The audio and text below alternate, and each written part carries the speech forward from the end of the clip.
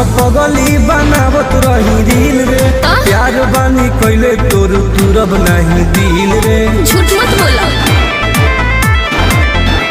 अरे रियल ना पगली बनावत रही दिल रे प्यार बानी कैले तोर तुरब नहीं दिल रे ज्यादा उल्लू मत बनावा। झूठो पड़ल